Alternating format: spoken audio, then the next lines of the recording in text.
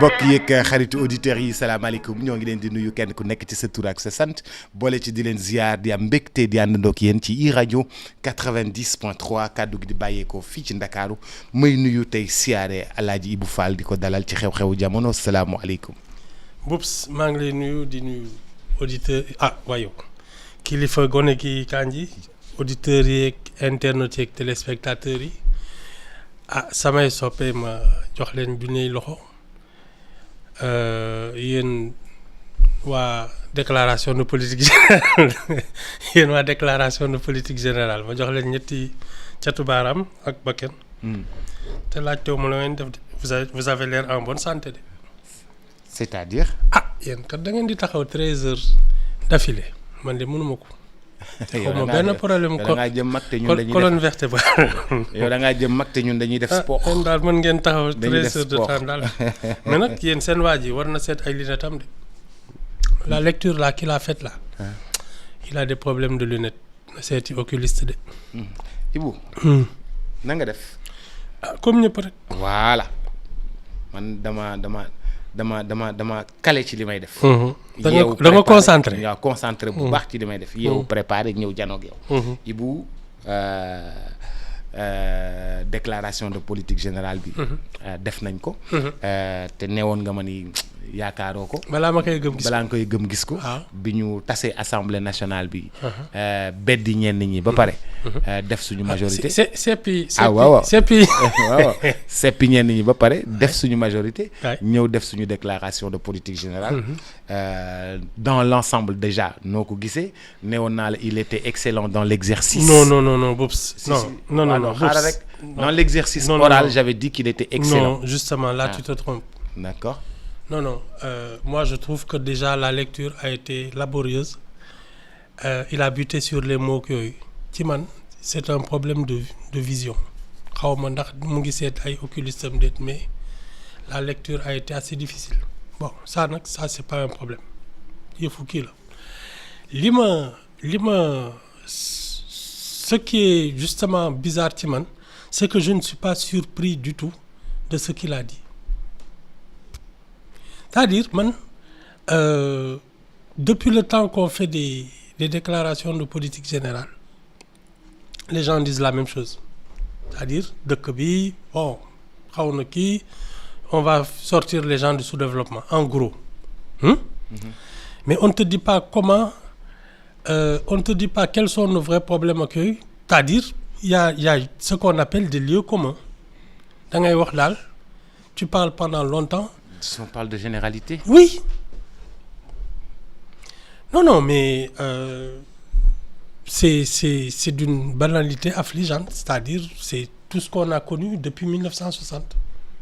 Vous n'avez pas senti un peu qu'il y avait une très grande différence? On va punir les voleurs et puis mettre tout le monde au travail, sortir le Sénégal du sous-développement. Musuma dégg discours de politique générale bu waxul la même chose yow mës nga fekkee fii benn discours celui qui avait même été dans son exercice mooy nu mu tudd Idrissa Seck bi muy naan affaire u njubla nga ak ay góorgóorlu mais c'est la caricature de tous les discours de politique générale. Pourtant moi j'ai été bien frappé par Abdoul Mbaye. Abdoul Mbaye m'avait... Mais il disait la même chose? Non, Abdoul Mbaye était très démarqué. Non, Abdoul Mbaye est éloquent. Abdoul Mbaye, quand il parle, il a de l'éloquence, il a de la gestuelle, il a tout ça. C'est tout, hein, c'est la différence. Ñii dañu mën wax, ñii mënuñu wax. C'est pas autre chose. Mais c'est d'une affligeante banalité. Moi, bon, tu me diras que c'est le Premier ministre. Peut-être que le président de la République va nous sortir quelque chose qui va nous faire penser qu'on a changé d'époque. Mais ni non, je vois rien de... On n'a rien dit de nouveau. Oups. Voilà, yow da nga fi déggul la jaaxal. Waaw gis na man ci sama bopp. Non, lu la jaaxal, c'est-à-dire quelque chose que tu n'as jamais entendu de ta vie.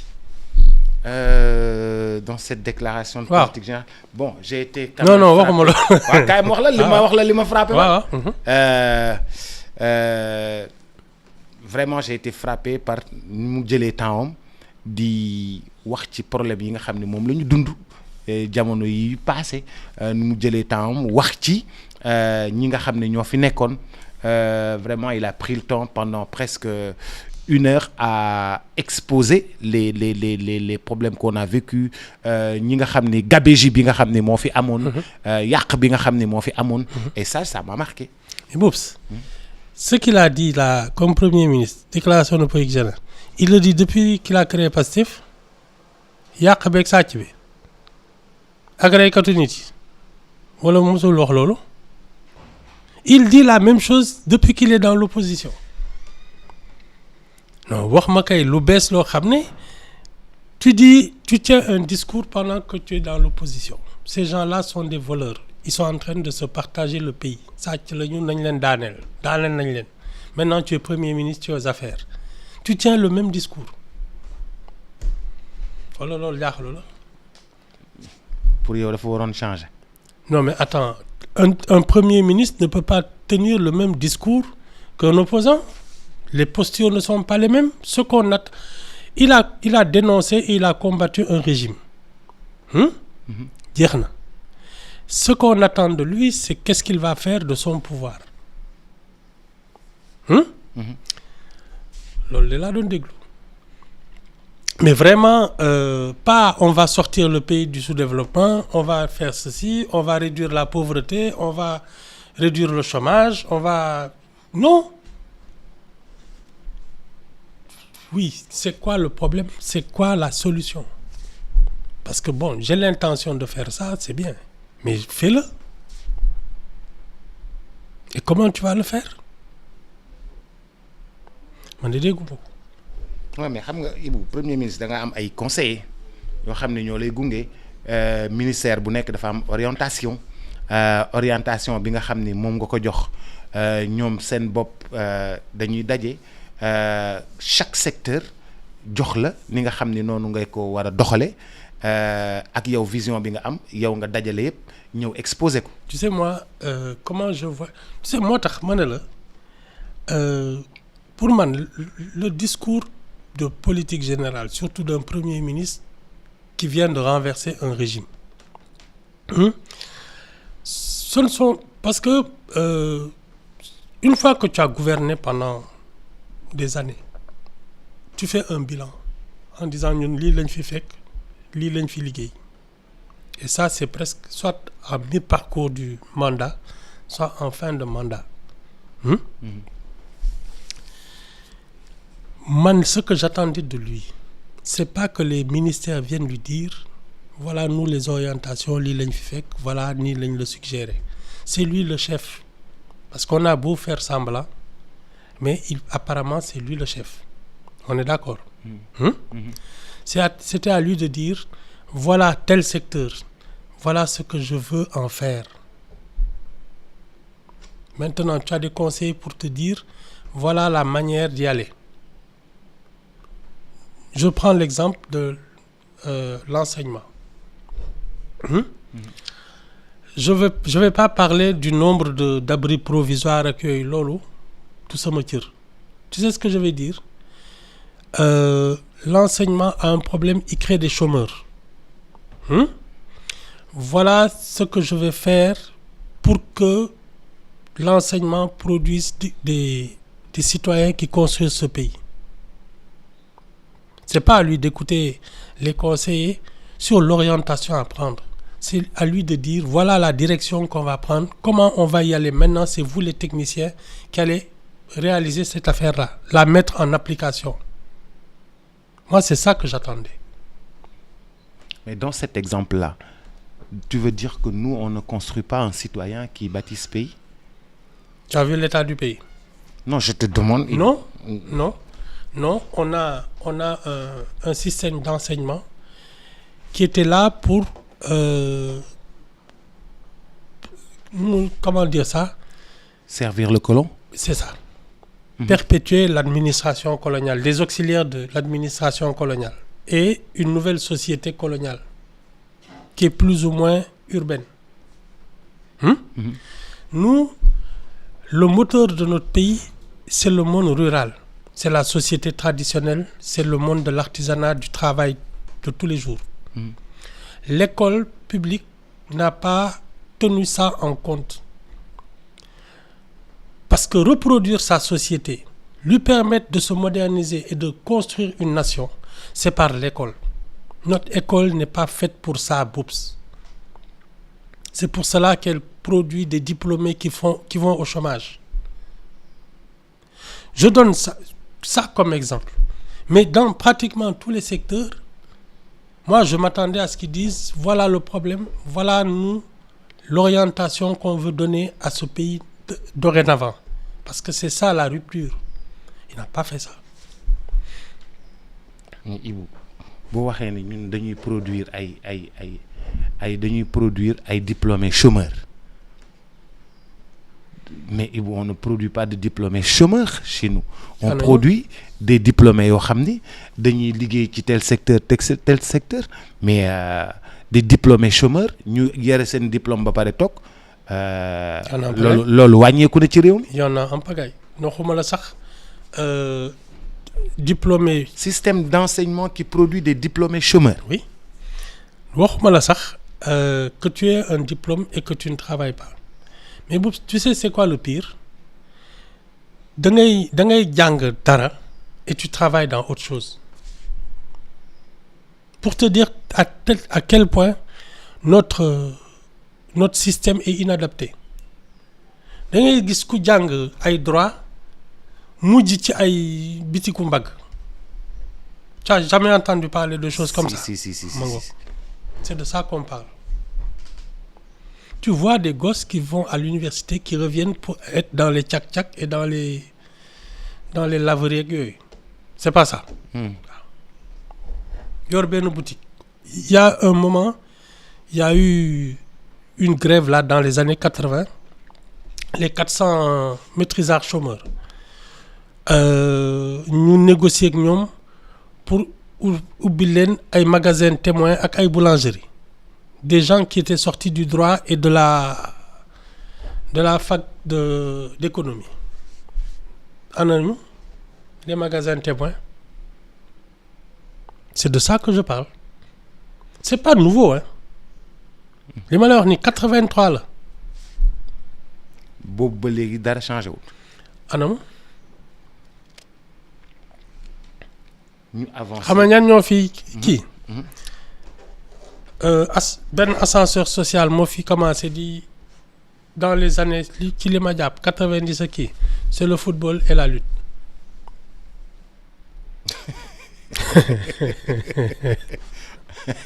Ibou ascenseur social boobu kese nga gis. non Ibou nga xam ne tu n'as aucune chance tu as du talent ak yooyu nga dugg ci làmb ji soo amee doole am fit wala nga mën tël teg dënn ak yooyu am kii voilà nga jékki-jékki on te voit dans les terrains européens loolu de laa fi gis. mais ak politique bi tam ascenseur social. ah oula j'avais oublié. J'avais oublié. donc ñetti ascenseur social nga gis. maa loolu politique. football ak làmb. ñoo gën a gaaw daal. ñoo gën a gaaw sinon on a créé des baana da ngay commencer par ñetti kudoog yooyu après nga mujj di importer ay affaires de Chine ça aussi ça a été un ascenseur social mais ça a coulé l'économie. À la place où dañu waroon def industrie dañuy importer. waaw et puis même de l'artisanat des ateliers oui construire un pays par ses fils.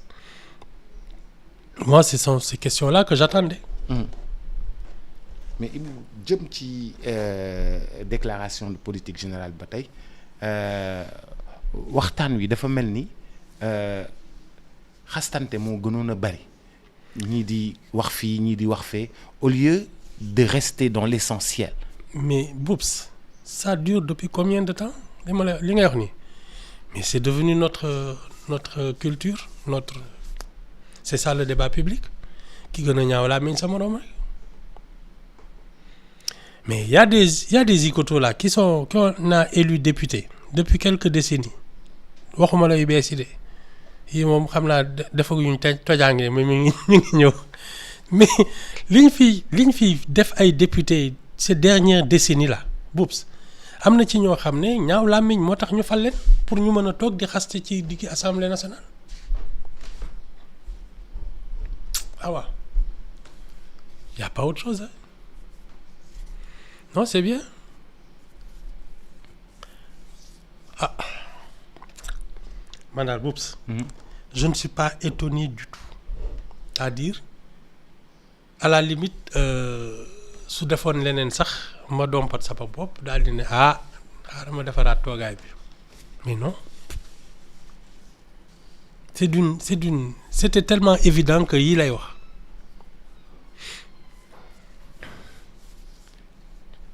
sentiroo fenn rupture sentiroo fenn lu bees. non et puis non je vois même pas de.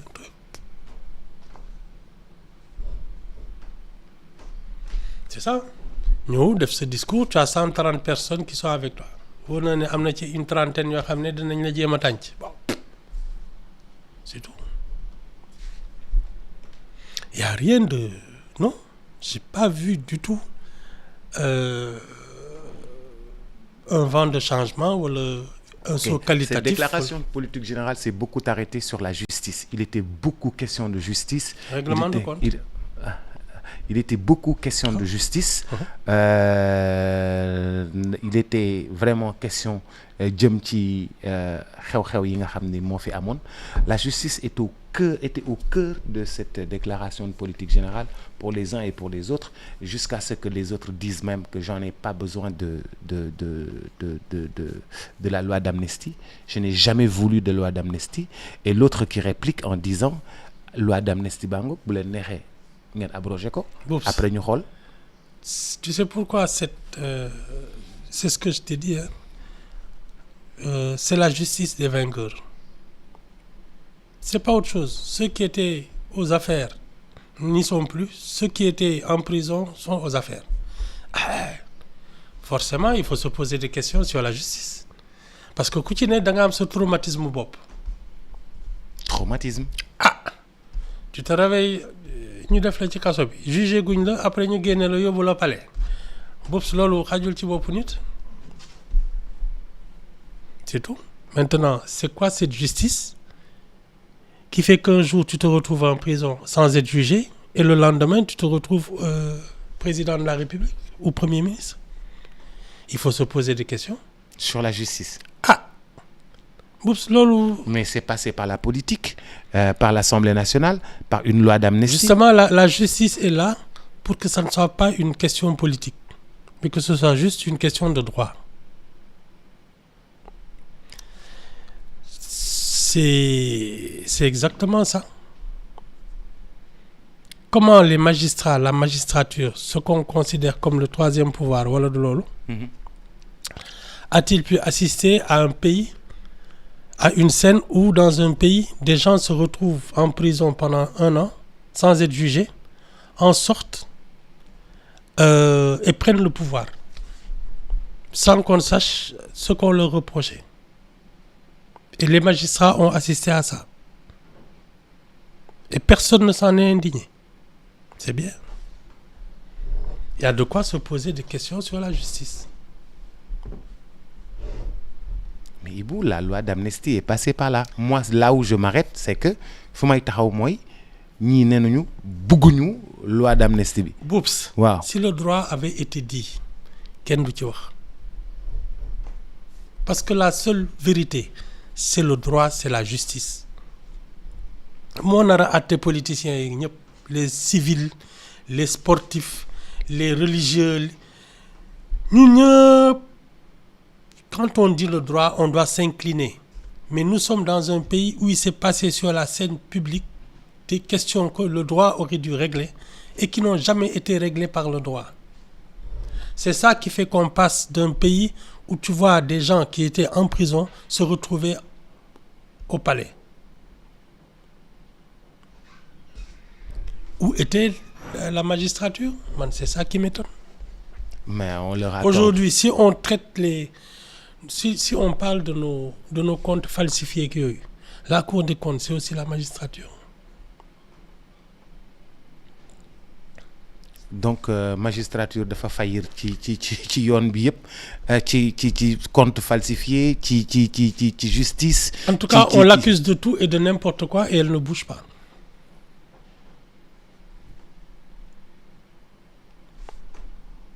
On a même traité les membres du Conseil constitutionnel de corrompus. Am déet.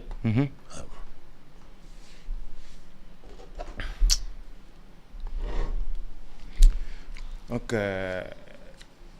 celle qui avait défendu la loi d'amnistie était bien là Oui. et a vraiment pris la parole en disant, en revenant sur la loi C'est d'amnistie bien. et en disant, si vous n'en voulez pas, hein, abrogez leen ko ñu xool conséquences. Waaw. Cette loi d'amnistie est une forfaiture. Mais Ibou moo indi jàmm ci réew mi. Non. Ah moo ñu may. Non, Boubs.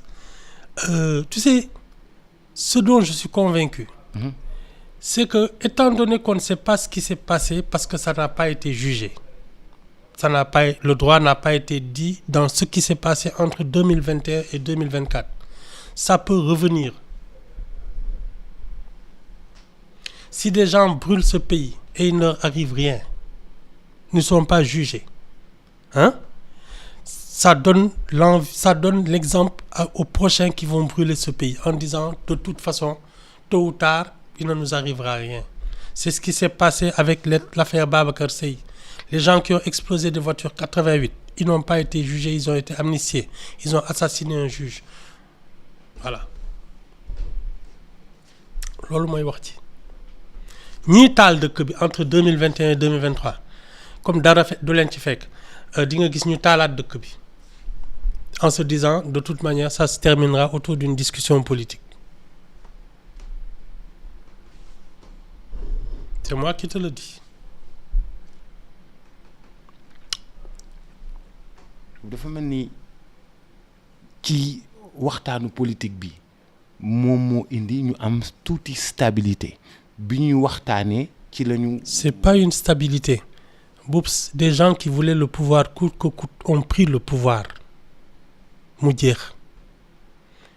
S'ils n'avaient pas été élus ba léegi ñu ngi taal ay kii ak di def leneen. Bon, tu me diras que bi ñu leen jàppee dëkk bi dafa ne teg Macky Sall les a remis dans l'affaire. De toute façon Macky Sall moom xamoon naa ne il avait un peu perdu la raison. Keroog bi mu nommé Pape Amadou Ndiaye la xaw ma waa dof boobu nekk Thiès nekk def ko ministre laa xam ne kii c'est plus. mais kuy Pape Amadou Ndiaye. benn dof bu nekk Thiès. Non Ibou bàyyil Pape Amadou Ndiaye. Ibou je te permets pas bàyyil Pape Amadou Ndiaye. ci laa xam ne daal vraiment c'est foutu. bi mu jëlee ay Pape Amadou Ndiaye def leen ministre. laa xam ne kii li muy def xamatu ci dara. Ibou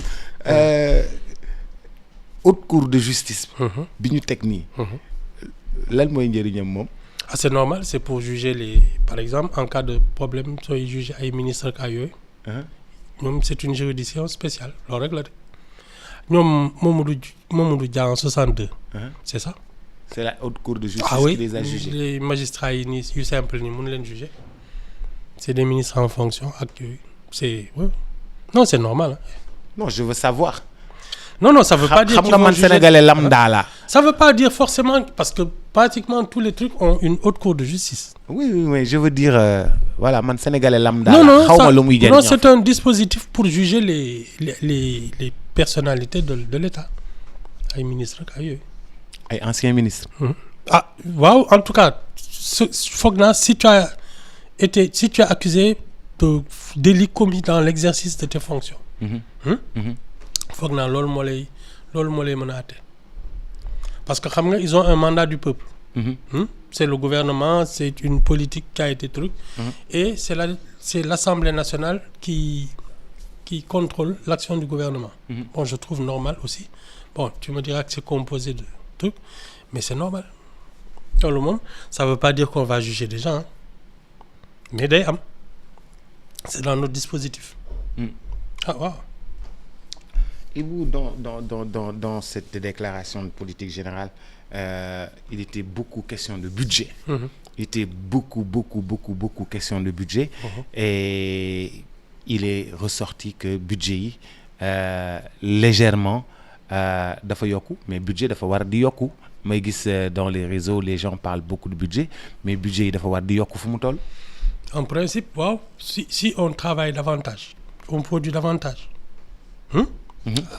normalement budget dañuy yokku parce que li may wax ci Boups la qualité de vie ça a un coût c'est-à-dire que si tu produis davantage parce que pour man un gouvernement c'est pas pour faire du profit c'est pour produire du bien-être de la sécurité de l'éducation construire une nation Boups plus tu construis un pays plus les moyens que tu dois déployer doivent augmenter man loolu laa gëm bon maintenant entre les budgets qu'on vote et les résultats que ça produit ça nag c'est un autre problème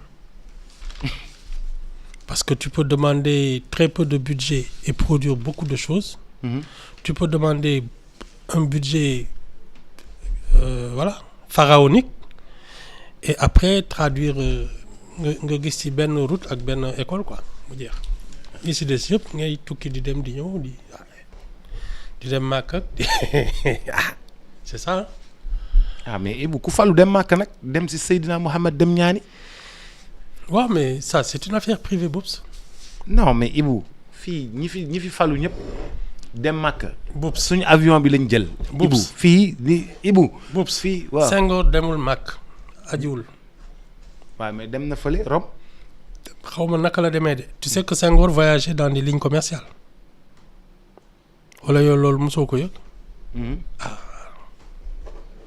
Senghor dafa doon de temps en temps il prenait des lignes commerciales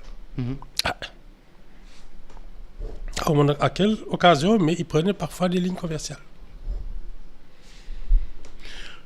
am na tamit ci déclaration de politique générale bi loo xam ni Macky Sall yëkkati woon na ko tegaat ko ci suuf muy réciprocité visa yi ñun dañoo soxla ay touristes mais dañu ne touristes yi léegi vraiment dëkk yi nga xam ne dañuy appliquer visa ñun tamit dañ leen di appliquer visa ça c'est pas une bonne idée c'est pas une bonne idée léegi man li ma jàpp mooy un pays il doit s'organiser et nu mu tudd se contrôler des questions de sécurité savoir qui vient pas pour ça je suis d'accord pour qu'on établisse un visa et encore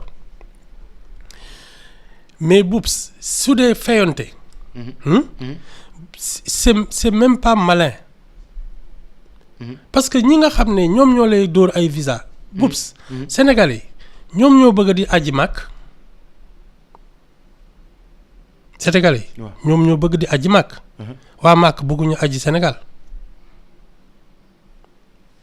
on est d'accord les Arabes ils viennent pas en pèlerinage au Sénégal ce sont les Sénégalais qui vont en pèlerinage à la Mecque mais une réciprocité foofu seet kan mooy sonn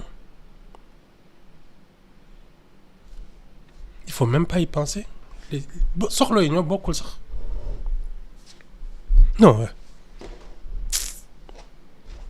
mais Ibou si on a le dispositif juste un dispositif non que ça fasse partie des mesures de sécurité de contrôle de notre administration savoir qui entre dans ce pays accueilli et c'est pas forcément une autorisation mais que le dispositif de contrôle de nos frontières soit plus étoffé ça je suis d'accord parce que war nañu xam kan mooy dugg ak kan mooy génn mais su dee pour fayonte c'est ridicule c'est comme si demain tu disais Macky dafay ñëw Sénégal pour leb ñu xaalis l'Arabie Saoudite là comme ñoom dañuy laaj ay visa on va aussi dóor leen ay visa avec des difficultés ak ay quotas ñuy seet ndax ñoom ñooy ñëw di pèlerinage au Sénégal ñoom ñooy ñëw ak di leb ci banque sénégalaise yi pour financer leur économie il faut arrêter ça tu sais les histoires de souveraineté là ay dañuy wane ne dañoo kii c'est des complexes d'infériorité parce que la vérité c'est que soo demee ba yow mënal sa bopp lépp soo la neexee nga ngay kii mais ñun puso bi sax dañ koy dem jëndi. On n'a pas les moyens de faire les malins liggéeyuñu fi liñ fiy tiitaroo loolu mooy dëgg il faut le dire aux Sénégalais ils n'ont pas fait ce qui mérite que ñuy tiitaru naan kuy ñëw suñu dëkk da ngay kii. Nous on court derrière les gens pour avoir de l'argent pour avoir des ingénieurs pour construire nos trucs et on va en plus faire les malins en disant on va vous exiger des visas. xam nga ni c'est des histoires waay bàyyi loolu. Ibou, dans cette déclaration de politique générale toujours comme ni nga doon wax yow lii nga doon xaar yaa ngi doon xaar telle chose le sport mu doon xaar vraiment ñu mettre parce que dañoo bëri ndaw dañoo bëri jeune et mun na nekk levier économique. Tu sais c'est quel pour man naka laa gisee notre jeunesse là c'est comme quand on cultive de l'arachide au lieu de transformer ça dans notre pays ñu jël coque yi noonu rek yónnee ko à l'étranger c'est la même chose pour le sport xam nga xale mooy sport. ñun loolu rek la ñu waroon am des sportifs des artistes parce que c'est le propre même des jeunes et de la jeunesse l'imagination l'initiative le risque mais comme on n'en a pas fait une vraie activité économique c'est pas du divertissement je te parle d'une activité économique qui produit de la richesse parce que c'est du spectacle mën na indi tourisme mën na indi toutes sortes de richesses rien que sur les droits à l'image des grands matchs de foot fii télévision du monde entier di ko seetaan tu gagnes de l'argent ñun donc ñoo waroon mën a def de nos sportifs comme la lutte a fait un ascenseur social la lutte sénégalaise aurait dû avoir toutes les télévisions du monde entier braquées dessus parce que benn dëkk mooy def lu mel nii c'est le Sénégal nous sommes les meilleurs dans ce domaine tu sais que Niger c'est un peu aussi leur truc mais saa yu ñu demee foofu duma leen les championnats qu'on organisait là dañ leen doon duma Yékini dafa xam nga ñoom seen champion sax daawul su championnat yooyu jotee du bokk ci championnat yi mais Yékini ñëw fa gars yi naan kii mooy wane ne c'est kii mu Yékini dafa samp bopp bi dégg naa fédération bi noonu la tase bu Niger parce que c'était devenu une insulte nationale ñun fii on aurait dû faire de notre sport un de nos c'est notre pétrole nos artistes nos sportifs c'est notre pétrole parce que ñun c'est un pays de jeunes. Nos artistes nos sportifs. Oui. Les artistes. Oui. Les jeunes. Oui. La lutte. Mais c'est ça le plus gros emploi. Comment le faire briller? On n'arrive pas à le faire briller en fait. On n'y arrive pas. Mais parce qu'on voit petit. ñi fi gouvernement yi fi jàll yëpp personne n'est arrivé à faire briller le sport. 100 mètres, course du 100 mètres. Tu fais un championnat sur un an. Tu demandes à la LONASE de mettre 200 millions pour la médaille d'or en fin d'année. Tu vas avoir des records tombés. Des records tombés? Oui. Non seulement ça. Ensuite, parce que les stades vont être pleins. Qui va gagner 200 millions? Waxuma la sax ndax ça les intéresse ça va. Dañ kumpa boobu stade yi day fees del. Les gens vont s'entraîner parce qu'il y a 200 millions à la fin. Man dama romb benn bitik xaw ma ñuy wane ay coupe ak yooyu mais quand tu prends une médaille et une coupe que tu peux acheter à 50 000 c'est la seule récompense d'une année d'effort mais boops tu as perdu 200 millions dans l'année. Comment veux-tu que ces gosses-là gagnent leur vie?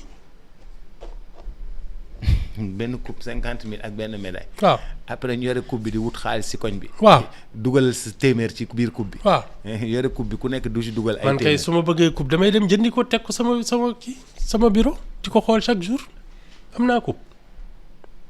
C'est simple. C'est ce que ça peut représenter. C'est-à-dire les équipes quand c'est des sports collectifs tu mets la barre dans le milliard.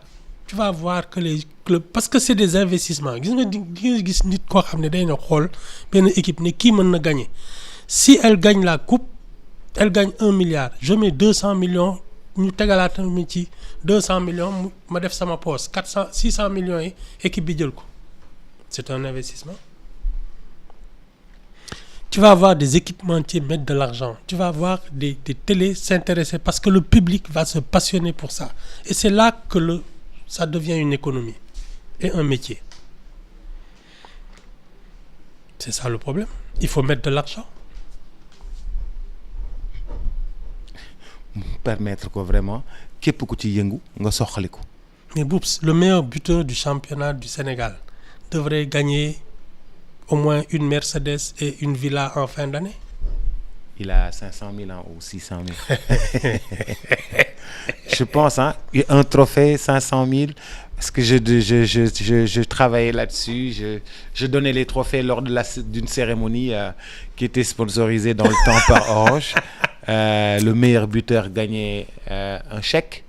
500 000. Oui, plus trophée et coupe. Et puis, il y avait les 11 types. Le 11 types, chacun avait une somme et une médaille. Bobs, ñun dañu tuuti bët. Parce que, tu sais, tu organises le foot de cette manière-là. Non seulement tu vas employer des jeunes, tu vas faire tourner une économie.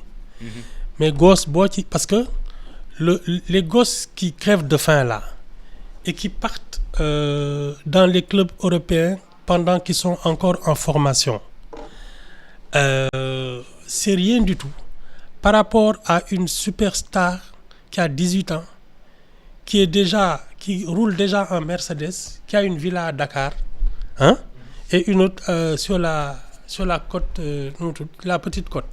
Su koy club yi di jël si li ñuy fay du bokk ki nga xam ne suy dem ay carax ak kii la yor ëmb rien que pour ça non ouais. C'est tout.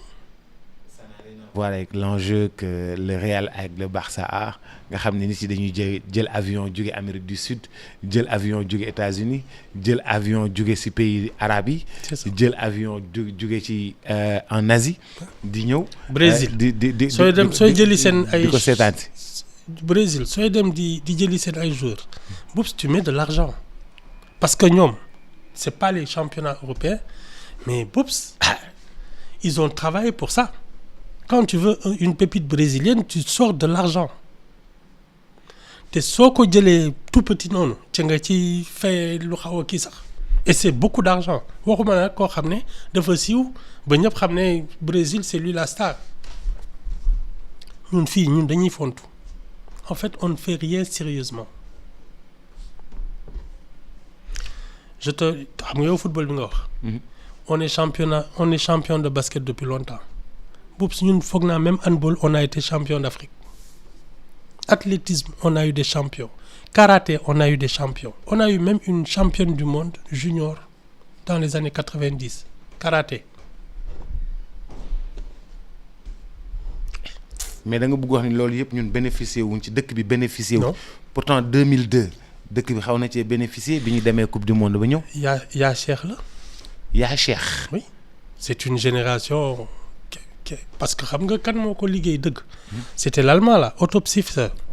C'est lui qui a façonné une équipe avec une colonne vertébrale. Et il avait dit que c'était sur la petite catégorie qu'il faut travailler pour monter avec la petite catégorie pour dès qu'ils sont arrivés en finale de Coupe d'Afrique. Boobu tu as vu bi ñu demee Coupe du monde nag la affaire bi tàkkarnaase. Tous les grands clubs ne voulaient que du Sénégal. Et ça, c'est un accident. Enfin, accident, non, c'est autopsie seule. La coopération allemande. ñoom ñooñu xam nga à l'époque même allemande coopération allemande bi dañu doon regarder tous les matchs. Transtel Cologne. Exactement. Transtel Cologne. C'est ça la coopération allemande. moo ñu doon wan les matchs de l'Allemagne. Du championnat allemand. Tous les week-ends tous les week-ends sur la RTS. C'est ça. La coopération allemande ñoo ñu jox entraîneur. Alors. ce petit effort là moo indi génération 2002 bi qui est déjà allé en demi-finale au Nigeria te dañ leen sàcc moo tax demuñu finale face au pays organisateur imagine que ñun ñu liggéeyal ko suñu bopp parce que ñun en plus on a quelque chose d'unique mooy ASC yi village bu gën a ndaw am na fa benn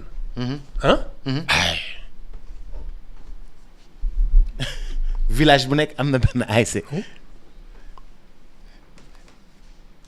bi mu ñëwee liggéey ci petite catégorie boobu ñu travailler leen ba ñu màgg. L'animation sociale sportive et culturelle ñun on a déjà tous les réseaux pour ça il suffit juste d'avoir une vraie politique et moi je dis l'argent de la LONASE doit servir à développer le sport et la culture. Mais Ibou du LONASE rek fi nekk mais en tout cas.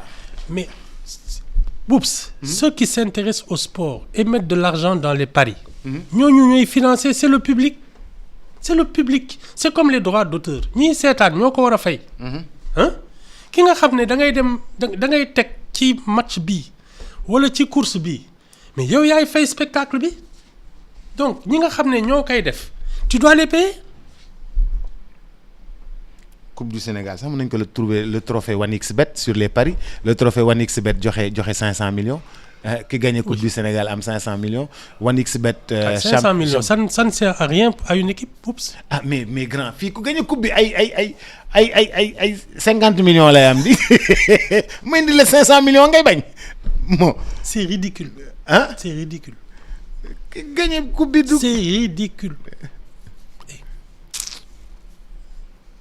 Enfin loolu xam nga man d'abord li ma njëkk a kii mooy les capitales là. Les capitales régionales. waaw dañu war a am 1 ou 2 grands clubs. yoo xam ne da nga leen di jox stade ñu gérer ko yor un peu la politique sportive. C'est-à-dire les navétanes ak yooyu ñoom ñoo koy organiser dans leur stade. Déjà toute l'année tu as de petits championnats. De division inférieure championnat local ñoom après ñoom ñooy recevoir di dem ci yeneen kii ça c'est déjà la première parce que quand tu as les infrastructures et le patrimoine après pour te développer c'est plus facile mais nag club boo xam ne amul stade amul camp d'entraînement amul dara après ça c'est rien du tout c'est juste une association. Il faut en faire de grandes entreprises de sport. loolu lay wax ji avec nag en fin d'année des vraies primes c'est-à-dire un club qui gagne le championnat Boups il gagne ne serait-ce que pour la LONASE 1 milliard. Là, maintenant nag tu as tellement de sponsors que ça va intéresser les équipementiers les télévisions qui vont truquer tu vas avoir plein de gadgets ñi nga xam ne c'est tous les produits de luxe parce que soo demee ba nga xam ne les sportifs sont des stars boobu yaa leen di solal yaa leen di tour parfum yaa leen di jox tàll yaa leen di dëkkal mais ceux qui vont construire des villas là si tu dis villa bi ab piscine beeg yooyu footballeurs yi ñoo ko moom attends wala basketteurs yi wala tout ce que tu veux mais ça s'organise ça se pense. Une pensée pour les sports les arts la culture. Mais c'est le plus gros employeur là alors ay cinéma ak ay théâtre ak yooyu mais bien sûr ay musiciens ak ay yooyu mais c'est le spectacle parce que en plus tu fais venir des touristes. Non ñii waruñu chômer je te dis. Merci beaucoup El Hadj Ibou. waaw suba mooy suñu dernier jour. waaw nga dem ma dem. waaw suba mooy suñu dernier jour. parce que comme ça ma commencé di xandoo rek. da nga war a dem congé. damay dem congé moom. dinaa wax auditeurs yi. seen affaire la de. ne leen grand Ibou dafa war a dem congé. xam nga nag ndeysaan li mag ñi naan balaa ngay xam liy taat di jëriñ nga bëgg a toog. sama saaga club bi dañuy tumaranke. doo am kenn ku la wax dara. ba février wante amul benn problème. d'accord. merci beaucoup dig daje incha allah suba ak El Hadj Ibou Fall jërë ngeen jëf. Transfert d'argent bi di Kpay transfert d'argent par code paiement marchand